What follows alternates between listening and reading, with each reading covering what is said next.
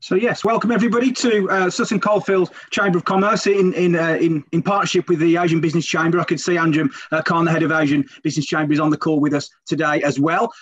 My name's Chris Brewerton. I head up the chamber in Sutton Coldfield. It's great to see you all this lunchtime, and it's great to welcome two of our speakers, really discussing the areas where business can gain grants, support and advice through the Growth Hub. So we have Simon Copeland. Simon, how are you? You okay?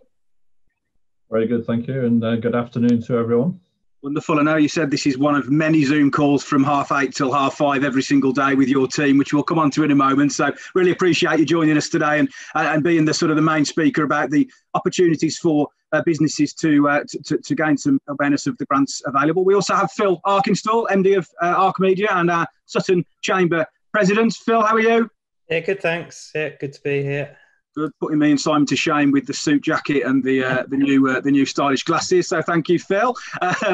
Phil, as I said, is MD of a local firm in Sutton Coldfield. He'll discuss a little bit about what he does as a business, but also how his company has benefited from some of the grants and funding that has been made available through the GBSLEP and the Growth Hub over the last 18 months to 2 years. I can see we've got a wide range of people from across Sutton Coldfield and beyond as well, which is brilliant. We have got the chat enabled. You won't be shown on the screen with just myself and Phil and Simon, but if you do want to ask any questions, and we do very much encourage that, please put them into the chat.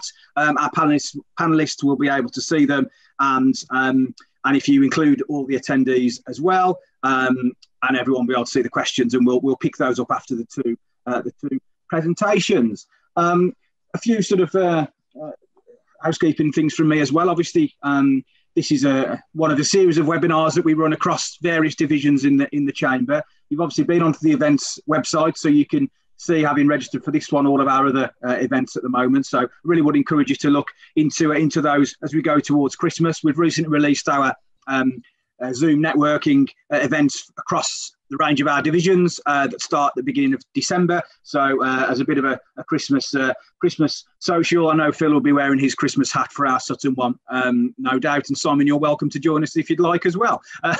In terms of other events coming up, we have our great Birmingham Chamber, our main group AGM, taking place on the 20th, which is later this week.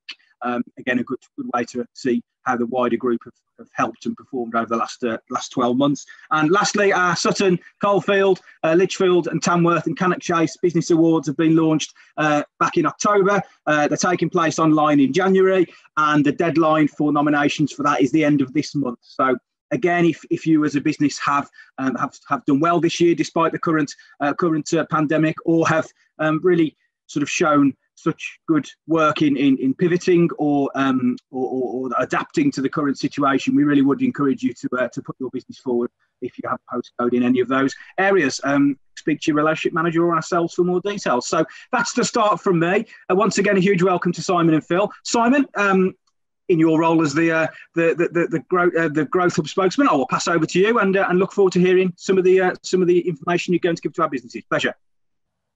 Thanks very much, Chris.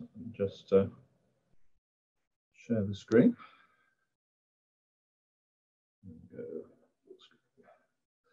Okay. Well, good afternoon, everybody. I've recently taken over as manager of the business support teams in the GBSLEP Growth Hub. We cover from mid-staffs all the way down to the Wyre Valley, and we have staff members are actually embedded in Tamworth. I'm based in Sutton Coldfield, so one of the reasons why we were keen to support the chambers here is we've got a lot of local connections as well with the business community. And in fact, the Growth Hub have supported nearly 50 businesses in the last 9 months in Sutton Coldfield across a variety of sectors. We've been significantly growing our team over the last 6 months. In fact, I've only been in post for 3 months, and we've quadrupled the business support side of things. As you can imagine, with COVID and with what was Brexit and has now been translated into EU transition, there's an awful lot that we're busy with supporting businesses. The key areas, I think, for Sutton is our growth and resilience team. As a team of 4, they're specifically responsible for helping companies deal with issues arising from COVID and lockdowns, and they're also specifically tasked with supporting businesses preparing for EU transition. There's a lot of activity there. Equally, we find there's an awful lot of businesses that are sitting and waiting because, quite understandably, if we don't know what the free trade agreement is, then you don't want to be doing your planning and your executing twice if you find that the eventual agreement is not what you'd planned for. So we understand that, but there is an awful lot that businesses need to do, which you can carry on and complete irrespective of what the detail of the free trade agreement is. It's just preparing for taxes, preparing for exporting, preparing to deal with staff who are international. And our team have prepared a shortlist of the key actions which all companies will need to do to prepare for us to be an independent trading nation. And we know just how busy we're going to be next year once the free trade agreement details come out in the wash. But we are working with companies now because there's things that they need to do to be ready for January the 1st. And because of lockdowns and pandemic issues, the waiting times for some of this paperwork is already running up to 6 weeks. So it's getting rather tricky being able to fit everything in between now and January the 1st. So totally understand why you'd want to leave detailed planning around the free trade agreement issues alone. But please do contact us to find out what all companies need to do to prepare to be an independent trading nation and how that impacts on you with your taxation, your paperwork, company's house, preparation for a whole host of bureaucratic elements that you just need to get done now anyway. We have moved to a setup within the business support team where we have sector-specific specialists now, and I know Phil with Art Media have been dealing with Richard Beeson, who's involved on the creative and cultural side. So Birmingham overall has identified 5 key areas that we want to provide specific support for rather than just general support. Key one for all of the companies I'm sure keying in today is Vernon Hogg in the middle here, access to finance specialist. So he is specifically there full-time to work with companies to find grant funding, to tap into any business support finance packages that are available regionally or nationally. It's his job to keep the information up to date and to provide that information. He's also involved with companies who are raising first and second tier funding with VCs and private equity. So we are involved in the full range of business financing, and he works with all the banks. I'm sure there's some wry smiles at the mention of that because they are pulling their horns in at the minute, but they are getting ready for a big push on lending in January, and government is working hard to get them in the right frame of mind. So if people have got any issues around financing, whether it's short-term financing with COVID response or whether it's longer-term financing to develop a new strategy into new markets or R&D for developing new products, or just simply looking for a cash flow, then Vernon's very much the go-to contact. And at the end of this, I'll make sure that Chris has got all the right contact details. So if anybody contacts Chambers, he can let everybody know who's involved with what. But Vernon is proving to be pivotal with an awful lot of the discussions with all of the SMEs. And we are as much busy working with recovery and survival financing as we are on strategic growth financing and development. Life sciences is also a key area, and Andrew Short has joined us. There's actually a lot of life sciences and healthcare businesses in Sutton. Obviously, we're in the middle of a huge NHS cluster. There's a lot of activity there. There's never been a proper identity across the Midlands for life sciences. But Andrew is working with his LEP counterparts to pull that together and create a real identity for all the resources available for anyone in healthcare or anyone in pharmaceuticals or anyone in medical devices, of which, as I say, there's a lot floating around. Another area of interest for Sutton Coldfield is food and drink. And Craig O'Donnell joins us from South Africa. He's a Geordie like me by birth. But he comes with a wealth of experience on food and drink, and he'll be involved in food supply chain logistics all the way up the A38 borders working with the major food manufacturers, right the way down to working with the cafes, the restaurants, and the supply chain within the food supply chain, from agricultural suppliers all the way through to end of fork. And he's very busy in this region as well. And in fact, Craig, just above him, Will Broad, is the low carbon specialist, are very active. We just had a planning session about Staffordshire, the Sutton border, and Tamworth yesterday. Anything to do with low carbon, if you're looking to decarbonize your business, if you're looking to see how to tap into low carbon opportunities, offsetting carbon, there are a lot of businesses that are offsetting carbon by getting involved in carbon sequestration schemes with, basically people planting trees and people planting hedgerows. If you've got a carbon footprint, you want to offset it. There's a lot of schemes going on there. And again, Vernon and Will are working with a lot of grant funding schemes. Equally, in the Tamworth area and around Sutton, we border on the old coalfields as well, and there's actually a lot of coalfield and social enterprise financing and funding as well. So there are a lot of options that Sutton sits right in the middle of. It can tap into the Birmingham funding streams and the Birmingham grants, but there's also a potential access from, to a certain extent, Warwickshire and the coalfields financing, as well as Staffordshire as well. So there's lots for people to come and have a chat to us about there. And there's a lot of opportunity with low carbon for companies that wouldn't necessarily see themselves as low carbon businesses, being able to perhaps pivot into that space and have a look at what the options might be. And if they just want to decarbonize, then we can work with them to reduce their carbon footprint, if that's becoming a key part of maybe government tenders that they want to bid for, and carbon monitoring and carbon footprint is a key part of being able to support those tenders. We, to a certain extent, spend a lot of our time in the first stages with the business advisory team. So if you imagine them from a sales perspective, they're the telesales team.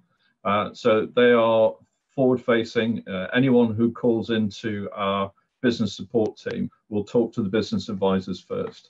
And the way in which government has financed us is that we can provide any company who's an SME 3 hours of free support through the business advisors, and up to 12 hours of free business support from the account managers. But these are now specialists. So you've got 3 hours to 12 hours of dedicated support from specialists in sectors.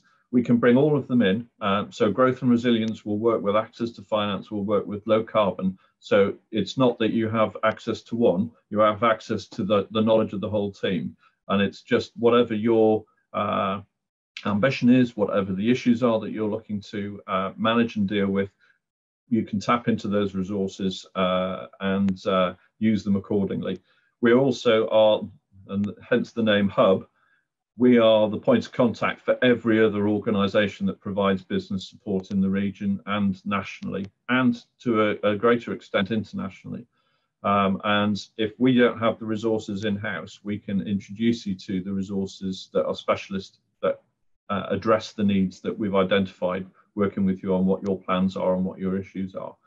So we're very much a single point of contact to then spider's web out into as much resources as you need to deal with the issues that you're having to manage as a business. And that's fundamentally what we do. All these people have got remarkable backgrounds. They're very good at working with you to understand what the issues are, and then bringing our internal resources to bear to help you, and introducing you to the external resources in order for you to hopefully maximize your success, achieving your growth or addressing a business issue that you're dealing with. And it's not just one. Obviously, we're looking to build long-term relationships. So next year, it'll be a completely different set of issues, and we're there to support you in those as well. This is an ongoing thing. It's not a one-off.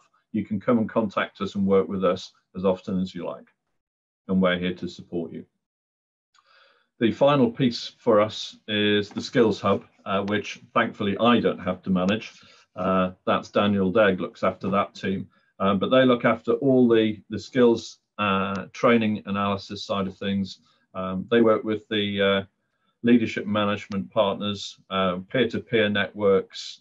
So all of the knowledge transfer, training, apprenticeship skills, the Skills Hub will look after that. So if you're looking to tap into interns, apprentices, use Kickstart, understand how COVID government support for your employees works, then the Skills Hub are there as well. So much as my team will cover every business need. If it's something to do with employment and skilling up and leveling up your business with your competition, then the Skills Hub are there to support you. Again, they've gone from 0 to 100% in the last 12 weeks. They're fully staffed now. The last member of the team joined a week ago. And we have teams for apprenticeships, we have teams for skills analysis, needs analysis and skills provision, links with all the universities, links with all the peer-to-peer networks, particularly our own, which we're launching at the LEP conference at the beginning of December. And again, just like we're the single point of contact for all of the support organisations, Skills Hub is a single point of contact for all the training and skills assistance programmes from all of the private sector and all of the public sector educational organisations. There's a lot to tap into, and I can't recommend enough just giving one of the business advisors a call and just finding out how we can help you. You'd be surprised at just how much we've got in place now to be able to support you. And the grants are start to come on stream. I know Chris was hoping that I'd be able to put a slide up saying here's all the grants, but the grant schemes largely finished the last tranche in October, but we've now started over the last 2 weeks getting the pre-announcements for the next set of grants. So the next set of grants are going to be coming out of Birmingham, out of Staffordshire and Cannock over the next 2 to 3 weeks in preparation for a Christmas rush. So again, get your name down with us, get your company on our system so that when these grants start to come through, if you've told us what you're looking for, then our team will get back to you. And very much, if we know what your need is, you just let us know what it is, and then we'll get back to you. It's not that you then have to keep chasing us day in and day out. You tell us when it's what you're looking for, and as soon as we know what it is, our team will get back out to you and let you know. So you just fire and forget. Fire the correct request, fire the demand for support, and forget it until it's available, and then we'll keep you up to date. And as soon as it's available, we'll engage with you and bring it to bear to help you develop your business, help you survive the current issues, and hopefully over the coming years, help you again and again. So there we go. I think I've hit my time mark on that one, but that's us in a nutshell, and we really look forward to working with the Sutton teams. Wonderful. Thanks, Simon. No, that's really good. I think, yeah, you know, a high level sort of update on where and how the Growth Hub can help is a really good start. So no, thank you. I can see a few questions coming in, which is great. What we'll just do before coming on to the Q&A, Phil, if we could pick up with you as well, obviously, as a bit of a sort of a case study, I suppose. Simon will come back again on some of those areas. I think it was good to get Phil involved today. So Phil, just for a few minutes, just take us through a bit about Arc Media, and then also, you know, your success and how you've sort of engaged with the process to give people a sort of a real life example of how it can work. Yeah, absolutely. Thanks, Chris. Afternoon, everyone. So what I thought is, whilst I talk, I will just show you our show reel, because Arc Media is a video production company. I know quite a few people on the call, which is great, but for anyone who doesn't know us, I won't put the sound on, and it might lag because we're on Zoom, but it just gives you a sort of idea of what we do. So Arc Media was established nearly 12 years ago now by myself, and we do video production and animation production. And I think it's fair to say our sort of growth journey has been very much in the last 5 or 6 years. And before that, it was very much me as an ex-TV editor, setting up a company, sort of fondling my way through, shall we say, and trying to get better year on year. And then I think after about 5 or 6 years of learning on the job as how to run a business as well as to actually make video content, I started to be a bit more proactive when it came to the business side. And that actually included engaging with the Growth Hub. So over the last 3 years, we've gone from having a staff base of 4 at our lowest up to 11 as we currently stand at the moment. And a lot of that has been helped along the way by the Growth Hub. So back in 2018, we did a business growth program. And the basics behind that was that the Growth Hub would match fund the sort of what you spend as long as you create a job out the back of it. So we did a 20 grand project around personalized video, which is something that we've been pushing for quite a while now. And as part of that, we built up a brand identity. We did a lot of marketing work. We engaged with a marketer. And then at the end of that, created a role. So that was our first sort of foray into the sort of Growth Hub. And that was very successful. And what we found since then is that, you know, it really helped us up our marketing game across the board, not just on the product that we were developing around personalized. So it's a really good sort of stepping stone. And then I think the journey of ARC carries on of just growth year on year. And then in the last year or so, we've done 2 more projects through the Growth Hub. The first one, and correct me if I'm wrong here, Simon, as I might be a little bit left of field to the sort of core offering, but it was the innovation vouchers.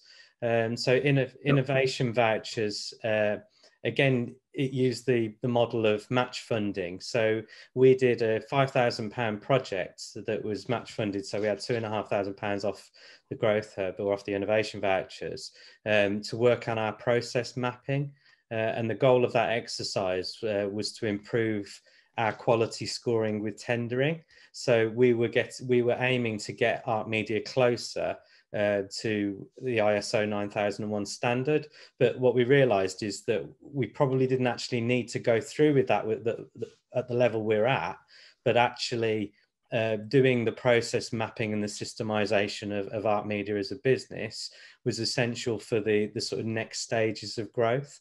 So that project's now been complete and very successful again. And now when we onboard new customers, we have a welcome pack and we talk them through the process, you know, because I think for a lot of people, video or animation is quite scary because there's so many elements to it. And, you know, it feels like it's a bit of a chaotic process, if you like. So actually, by having our welcome pack and our client journey, that all comes through better process mapping and because of that, better project management. That's really helped us move forward. And then this year, with COVID hitting and with Art Media having grown that little bit more, we could access a Pivot and Prosper grant. So we've had a grant of £30,000 to basically do exactly what it says on the tin, which is to pivot to something that we currently weren't doing. So in Art Media's history, we've done a lot of drama production, and a lot of that as well has been around disability filmmakers. So about 4 years ago now, myself and a colleague, Justin Edgar, who runs 104 Films, produced a World War I short film that was broadcast on Film 4. It won a Royal Television Society Award. So it means we've been really quite proactive in the sort of disability cinema space. But one of the things we've identified is that the mainstream provision for disabilities, and we're talking a cross-section of disabilities here. So this could be blind, deaf, it could be epileptic, it could be just needing low contrast on the video. So the goal of our project, I should have contextualized this first, is to pivot to make an app that will allow films to be housed on this app, but will have the full range of disability access functions for their film.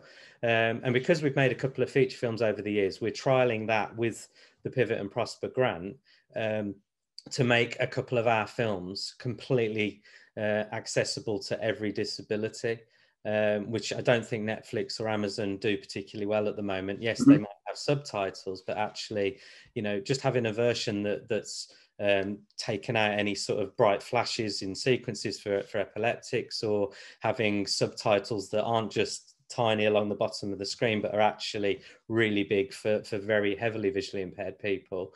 And then you've got the audio description and things for deaf people as well.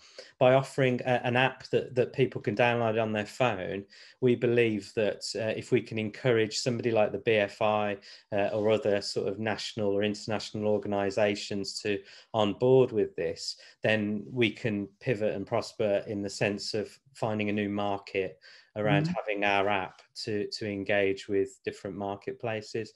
So we're only about a month and a half into that project, and the idea behind that is that it creates 3 jobs whilst we're working on the project, and you know, it's a very, very worthy area to be tapping into, and at the same time it allows Art Media to explore a different sector for us, really. So, you know, as we've continued to grow as a business, we've looked for more opportunities through grant funding, through match funding, and you know, and it's been really good, and the Growth Hub's really been really good to us over the last 3 years, and you know, and it's good for what Simon's saying there, that you know, potentially there's another raft of funding coming in across a lot of different sectors, because you know, if your business has the capacity to, you know, deal with the process of going through a grant application, then you know, I think it's definitely something that all businesses should explore. Okay. They're in. Brilliant. No, that's great, and that's a really good good sort of show, I think, from your point of view, Simon. You mentioned about that long term relationship, and how a business can use different different grants through the course of a period of time, and you know, almost in a real niche sort of way, which is obviously specific to your business. And I think, that sounds a really interesting way of working. And Simon, just give a bit of thoughts on that, and then we'll move on to a few more questions that have come in. Yeah, in fact, Art Media have done really well sourcing a variety of grants that match what they're doing. Technical grants to support their R&D, and business grants to help them. You can top out. I have come across a couple of businesses over the years who've hit the 125,000 upper limit, but not many people do. But ARC is unusual that they've been successful with 3 grants, and obviously there's still plenty of headroom. They've still got another 60, 70,000 that they could find and were successful with. Which you've got a long way to go. Yeah, absolutely. But then equally, as he's looking for, as Phil's looking for to develop the business, one of the areas we're looking at is obviously investments and develop the business at a significant level. And the ambition within the Growth Hub, Richard Beeson, who works on the creative and cultural side, I mean, one of the mini projects we've got in the background is repurposing one of the NEC halls and turning it into an LED virtual studio, like they're using to film The Mandalorian. And it turns out that 2 or 3 people in the region had a similar idea in the last 2 or 3 weeks. And that's probably a £14 million investment, but creates a whole ecosystem of production companies around it, you know. And if indies had that kind of facility, you know, that really drives things along as well. So we can match any level of ambition, right the way up to major second round funding for companies that are really going places. But we start with startups. You know, if somebody sat in the kitchen with a great idea, we can at least help them find that first foot on the rung and give them access to everything. If it's a company like Phil's, which is really going places, then we can continue to help them along that. And the bigger companies, if they've got the ambition, you know, we've got the resources to match it. Absolutely. And Simon, would you say, I suppose, the first challenge or barrier to a lesser degree, I suppose, is businesses having that plan, isn't it, I suppose, and a business plan, and having the idea, I suppose, written down or you know, or in a plan, I suppose. Is that probably the first tip you would say to people, is to share that? I think most entrepreneurs would recognise that actually it's just having a really good conversation with people who also know the subject, who can bounce ideas off. You know, the plan will come out. I'm really keen to make sure that Growth Hub steps away from the traditional image of public sector business support. We're all about the quality and the impact, and it all starts with a conversation. And then we take that conversation on. it's good if you put together a business plan, and it's refreshing when somebody comes in and they've done all of that thinking, done all that planning. It just means that our assistance is faster because you don't go through that storming phase. But equally, if somebody just knows they've got a good idea but don't know where to start, then start with us, because we can take them through that as well. Great stuff. I think you speak to your marketing team. Start with us. That sounds like a good tagline. You should probably adopt, Simon. That sounds great. Well, no, thanks, Phil. I appreciate that update. And again, hopefully that's giving people on the call a bit of an example of that. And we'll move on to the questions now, Simon and Phil. So just picking up Mark. Mark, hope you're well. Yeah, so you just wanted to say about the apprenticeship side. So yes, I know you're working with Training Initiative. Yeah, how would a training sort of provider partner with the Growth Hub, Simon, on the back of some of those grants that you're providing? How would that work? Okay. Well, the first thing would be to get in touch with the apprenticeship skills advisors. Again, I'll share those contact details. We basically are tasked to place 2,000 apprentices a year, and we will work with all of the apprenticeship ecosystem to identify what the skills needs are through to delivering those apprentices to those businesses. So yeah, any organisation that's in that sphere of identifying, providing training apprentices, then the apprentice skills team will be the ones to work with them to plug them into that ecosystem across the whole region. Mark and I, in fact, Mark was the first person I met the day I moved into Sutton Coldfield, because he was running a networking event at the end of my street, and I went along. So I've known Mark for 9 years now, and yeah, absolutely, it's he just needs to get plugged into the apprenticeship skills hub, and they will work with him and build him into the ecosystem. Absolutely, great. Yeah, great story around Mark's history in Sutton Coldfield. That's brilliant. Tina Swanee from Sutton Charitable Trust. Tina, hope you're well. Are the Growth Hub grants restricted to companies, or are they accessible to community and charitable organisations? No, and in fact, I have a sector specialist, Simon Veazey, who's specifically for social enterprise, and also Paul Basil, who's actually on this event today as well. He is specifically responsible for outreach into the BAME entrepreneur sectors as well, which is, he was keen to be involved with this today, because obviously we've got the Asian Chamber involved as well.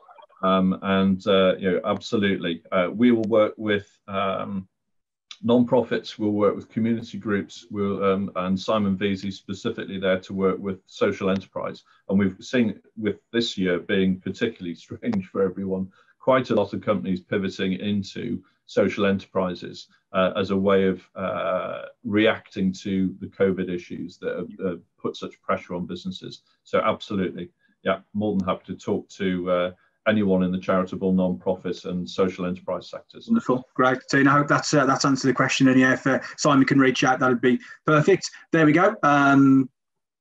Yeah, there's the contacts for Paul as well. Wonderful. Next question was from Kingsley Peters. How do we sign up for more information, and where do we go to speak to some of the hub specialists? So the GBSLEP Growth Hub website, I think it bombards you with all the contact details on the homepage.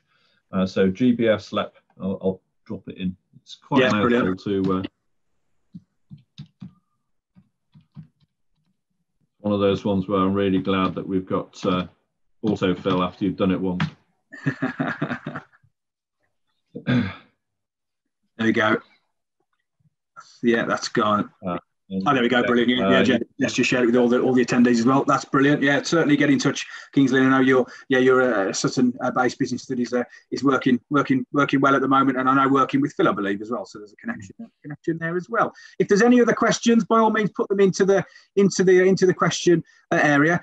Simon, I suppose I just wanted to ask a question while I'm just waiting for a few more to come through. I suppose for me, that link to Sutton Coldfield's really positive, and it sounds like there's, I think you said 46 companies that have been engaged this year, which is really positive. Is there a certain area of finance or grants or work that is more popular at the moment, or do you foresee being particularly more important, or I suppose does it always really depend on the area that you work in as a business? As you know, Sutton is quite diverse. I was working with the bid team when it was first set up, and I was astounded at just how many businesses there are in Sutton. You sort of think the parade is relatively quiet and it's mainly shops, and you don't look up and see just how many offices there are in the tiers above. And it's goes from major construction companies right the way through to charities. From St Giles up to, well, Carillion isn't here anymore, but, businesses like that are around as well. And as you get further out towards the edges of the towns, then there's all the small manufacturing and small creative businesses as well. So it's horses for courses for each of the businesses. But when you look at the 46 that we've dealt with, they're across the piece. It's charities. And going back to Tina's question, we've already dealt with healthcare and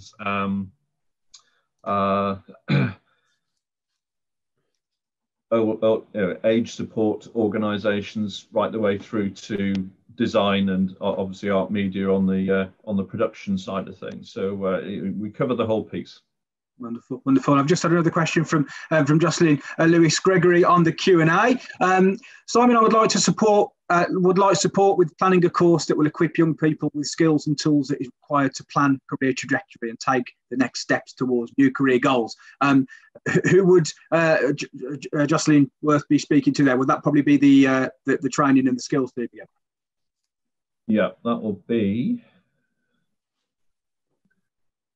over on the skills broker side, Mike Wiles. Again, I'll put the contact details in to all the. But Mike Wiles is the skills broker. Wonderful. He gets involved. I'm sure these are contactable through the website as well. So no, thank you, thank you for that. That's wonderful. Simon, I suppose I really appreciate your time, and it's really enlightening to hear and see some of those areas that are working. You mentioned sort of funding is on the way as such, and I suppose there will be a very of course, in the current climate, there's a hugely important, run of funding that is taking place at the moment and due to be announced with the COVID support. But I suppose really it's about getting onto the website, registering, making people aware that you're looking for that support, and then see what happens when that comes through. Yeah, I mean, we've got the resource now that if people let us know what they're looking for, what their need is, then as soon as it's available, we can get in touch and follow up. But BGP, which is the big Birmingham grant fund, they'll be bringing that next version out in the next month or so. That's the big one, because that's normally the sort of 20k type grants. Okay. Those don't come along very often. Most of the others are sort of 3 to 5k. But even those can make a huge difference for a particular project or just survival for some of the smaller businesses. Do come and engage with us. And often there's other ways in which we can help as well. Even if we can't answer the immediate offer of grants, there may be other ways which we can help, which will only happen if we have that conversation. Yeah, and broadly, that must be a really sort of rewarding part of the role and the part of the Growth Hub advisor's job, isn't it? Is to offer that support, but also at times that guidance and advice that might not result in necessarily a grant, but might result in something that that helps a business grow, and that's as important as ever, I suppose.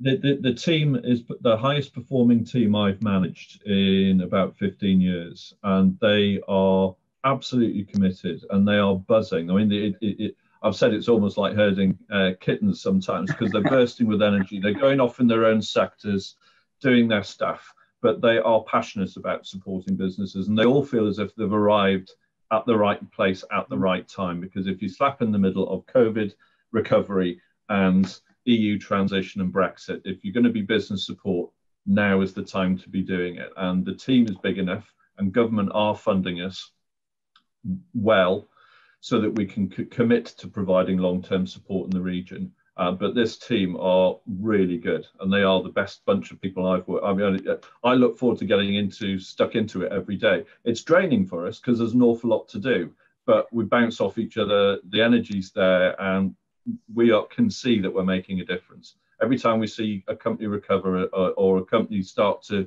develop, even in amongst all of this that we've all had to deal with this year, we share those good news stories amongst ourselves as well, and we all keep an eye on and help each other if a particular individual's, bent under the weight of a lot of support requirements. But no, we're all really glad to be here, and we're really keen to help. Brilliant, Simon. That's great, and I really appreciate that. And I think, as a high-level sort of introduction to where we go, that's great. And yeah, certainly we'll make sure we share the links and the contacts that are needed. Perhaps the slide you shared on that the first presentation is a really good one, isn't it, to sort of show the areas of that discussion and the makeup of the growth, which sounds really exciting and really positive. So that's wonderful. If there's any more questions, I'll just see Darren, is there a direct link to the registration page on the website? So we'll find it. Yeah, we can. I know there's just been a post put up about the event as well, so I think that should work okay. It's been put on the screen, Darren. So thank you for that. And yeah, I think we'll leave it there. 2 minutes before the end, which is about right time wise. I think that's worked out okay. A huge thanks for everyone for attending. I say if you do have any further questions or any further updates, please do get in touch. With Simon and start with the website and go from there. And thanks again for everyone getting involved. It's a pleasure to update you with all that, and we'll speak to you again soon. Thanks very much.